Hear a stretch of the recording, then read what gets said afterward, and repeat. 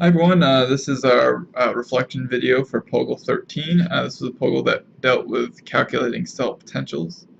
You'll see this was a little more dense than some of the other POGIL exercises we had, so hopefully y'all were able to get a certain level of comfort with performing these calculations. I did assign a quiz that had some problems related to this, so hopefully that helps you with this. And if you're still having trouble with it, please come in and see me. I'll post later this week. I'll post some practice problems to give you some more practice with this as well. So again, like some other things in this class, I think it's your best case scenario is just to get as much practice as you can to get yourself as comfortable as possible with this. So with that, I'll start. All right. So this is our reflection here. There's hopefully three main points I'd like you guys to have taken from this exercise, and one is just the overall concept of a galvanic cell. We discussed this briefly ahead of that, and again, I should actually mention to you all that this is from chapter 13 in the textbook in Harris. So please do look at that for more information. All of this material is covered there to a certain degree. And so I highly recommend you review the chapter. But galvanic cells, we're talking about are these cells that are separated by but connected. And in order to determine a potential or current, you need to complete a circuit. So one of the things we looked at was how to do that, right? In this example here, we have a zinc metal electrode in a solution of zinc chloride, and hopefully we recognize that the zinc chloride is going to be a situation that produces this is essentially going to be zinc 2+. And on the other side, we had a situation where we have copper. And I told you, we didn't really talk about this too much in the POGIL, but this comes out of your textbook, that the conventional way that we approach is that you put the positive on the right and the negative on the left. And then we'll refer to this positive as the cathode and this negative as the anode. And you're right, so this is connected, but hopefully what you see from this is that we don't actually have a complete circuit, because there needs to be some way for charge to exchange between these two. Otherwise, as a reaction occurs, charge will build up, and you need some way to balance that. And so we introduce this concept of a salt bridge. And so a salt bridge usually has some sort of inert, strong electrolyte. And most oftentimes it's potassium nitrate. Potassium and nitrate are both strong electrolytes that are fairly inert. So, and so what happens is, if we go through and we calculate the potential of this, and let's say that this is we're allowed to run a current across this. So I'm just going to call this I for current, right? And so if you go through and you calculate the cell potential, which I'll do in the next step, you'll find that zinc is more likely to be oxidized and copper is more likely to be reduced. And so the electrons are going to flow this direction, right? And so by definition, the way this is set up, because electrons are flowing to the cathode, we call that a positive current. All right, but what's actually going on here down at this electrode is that this oxidation, that zinc is being oxidized. So zinc is going from zinc metal to zinc 2+, plus 2 electrons. Those electrons are then going into this circuit here. But what you'll see will happen, right, is as we're oxidizing, we're adding this zinc 2+ to the solution. Okay, and then on the other side here, at the copper, what we're having happen is the copper 2+ that is in solution is being reduced and is then plating out on the electrode surface. So what we have here is electrons flow down this way, react with copper, and you're building up some more copper on this electrode here. But remember, this is copper chloride, and so you have to think about, if you think about what's happening here, right, you're reducing the number of positive charge, so this copper 2+ is actually going onto the electrode. But what's still remaining is chloride, right? And so what would end up happening, if there weren't a salt bridge, you would start building up these charges, and you wouldn't be able to complete this reaction. And so this is how a salt bridge operates. We have to compensate for that, right? Because we're building up positive charge in this in the anode here. Potassium is going to come out, or sorry, nitrate is going to come out. Right, and so now we're going to be adding minus charge to balance that positive charge. At the same time, as we start to build up negative charge here in the cathode, we're going to start releasing potassium from the salt bridge. Right, and so that helps stabilize. And so that's how the salt bridge works. And we went through a number of examples. So one thing we wanted to show you is that in addition to the salt bridge being required, there's a couple important things. And one is that we need to realize that you can't be measuring your current and potential at the same time. So we introduced a couple things. One was I, which is the current. So this is some sort of meter for measuring current. In their POGIL assignment, they showed it as a light bulb. Right. That's my beautiful light bulb. All right. And so, but the problem is when that was happening, right? All this oxidation and reduction is occurring in these cells. Right. But the other thing they showed is sometimes, and you'll see this in the book often, this is often shown as a V instead of an I here, or in the POGIL exercise we showed a P, and that is basically saying that you're measuring the potential. Right. And when you're measuring the potential, you're just measuring the difference between these two, so you're not actually allowing your current to flow. So in that case, your current equals 0 if you're measuring potential. And so we're going to go through a lot more examples of situations where that is in play later, but that's just an important thing to realize about what's actually happening in the cells. Okay, so that's the first thing we wanted you guys to get out of this. And the second thing we talked about was standard state potentials, and so part of that we talked about what the standard state was, and by definition we said that in the standard state your temperature is 25 degrees, and we said that your concentration of all your analytes are 1.0 molar. All right, and in the case of if you're bubbling gas through, so this is 1.0 molar for your solutions. And if you have a gas, that gas is 1 atmosphere. All right. And so you'll see in the back of your textbook, there's a whole table. There's actually many pages of these standard reduction potentials. And all these standard reduction potentials are potentials that have been recorded under these standard conditions. And so you'll see this voltage here, right? And as we said, but generally, right, as by sort of definition, as this becomes more negative, it becomes harder to reduce and easier to oxidize.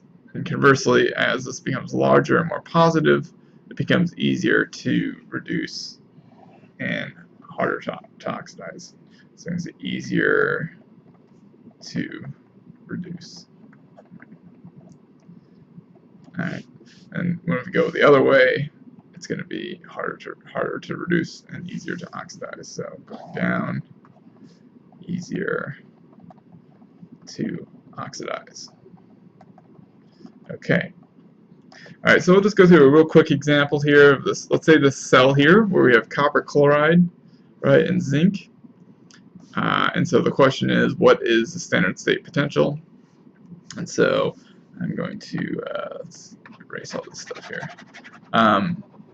So what I'm going to do is show you how we do this in Harris, how they show you do this in their textbook, and that is you set this up and you say that E cell equals your cathode potential minus your anode potential, and these are both your standard reduction potentials, right? And you'll notice from your textbook, this is how this is reported.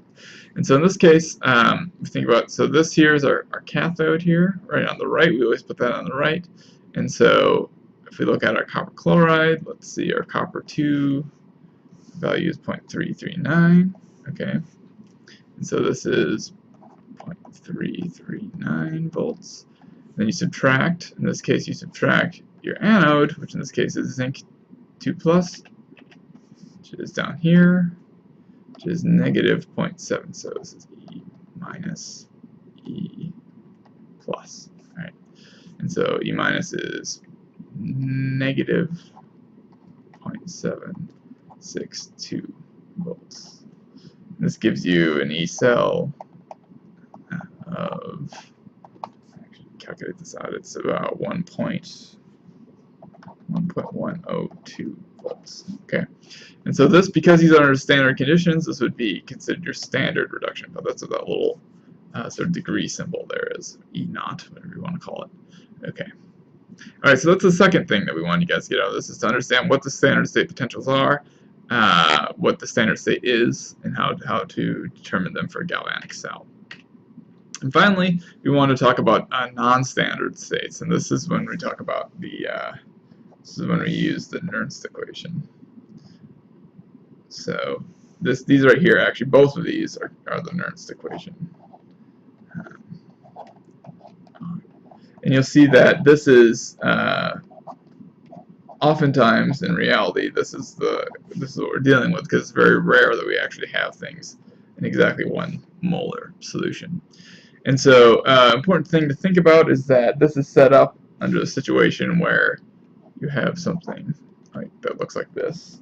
You have this species called A, which is reduced by a number of electrons to form B. Right, and in class I refer to this as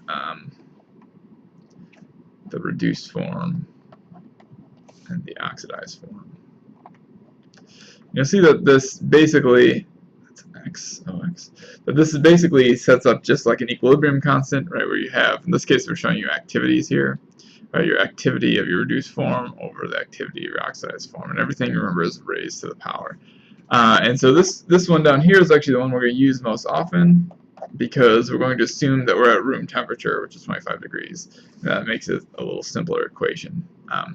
The other thing you want to note is that N down here is the number of electrons in the process. So in our previous example, where we were dealing with copper and zinc, that our number of electrons was 2. So we're going to run through a quick example here as well. And this is, I'm going to do this in that other, I mentioned in class that there was a different method that we can use. Oops, daisy, what's going on here? There's a different method for doing this than the method that we showed you in the POGIL exercise. And as I said, either method is correct. And so I just wanted to show you an example of doing the other one. So the question here is, all right, what is the cell potential for the electrochemical cell shown below? And we have a couple different pieces of information. It's the exact same thing that we had previously, but what we have here is 0.1 mole. We have some non-standard conditions, right? And so we realize that our zinc 2 plus concentration equals 0.1 molar, and then our copper 2 plus equals 0.5 molar. Alright. And so these are non-standard conditions. We're not in a 1 molar solution, so we need to use the Nernst equation to solve for this. So this is a way that some students, this is the way it's set up in your textbook, and some students find this to be the most simple way to do this. And that is to set up the equation just like we had before, where you have E cell equals your cathode potential minus your anode potential. And so what we're going to do is use the Nernst equation for each one here. And so if you remember, our cathode is this side here is our copper, anode is our zinc, and so the E of your cathode is actually just going to be that Nernst equation again. So you have, in this case, you have your standard reduction potential minus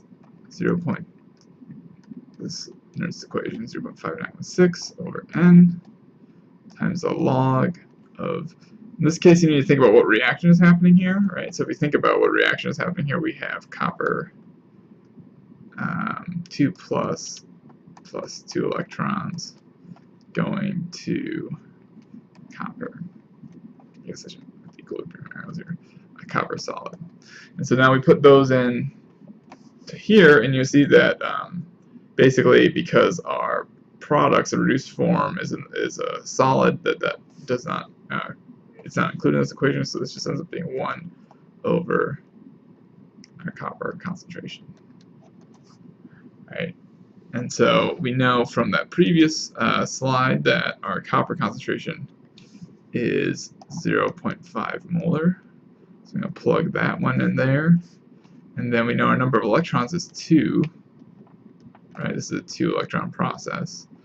And then we know that our standard state here, draw it down here, it is, you can look that up in a table. In this case, we found this earlier, and that's 0.339 volts.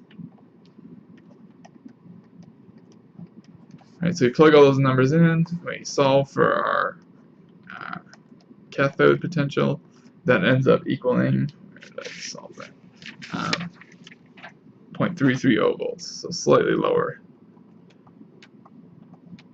than our previous situation. So, alright, so that's the cathode side. Now we just need the exact same thing except for the anode side. And so, in this case, remember our anode here is this zinc. So I'm going to draw this right here. Right, and so our anode potential equals that standard anode potential minus this expression times the log of 1 over zinc 2 plus. Okay. And so again, we're thinking about the reaction that occurs, our standard reduction is this here. Minus goes to zinc solid. Again, the reduced species does not play a role in this, so we can ignore that. And so we can plug in these values. Here, let's say, so again, our electron is R2. Our zinc, in this case, we found this previously, is given at 0.1 molar. And then our standard reduction potential we can find in a table, which is zinc here. So it's negative 0.762 volts. Okay, and so our anode potential.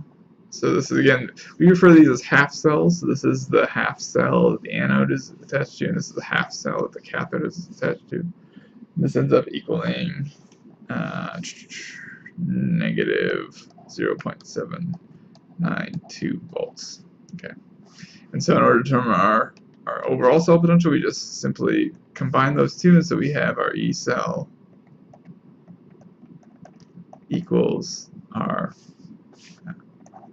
cathode potential, half cell potential, minus our anode half cell, which in this case is a negative, so 0.792 volts. This gives us our final result, which ends up being 1.122 volts. All right. So we saw that it shifted slightly different from standard conditions.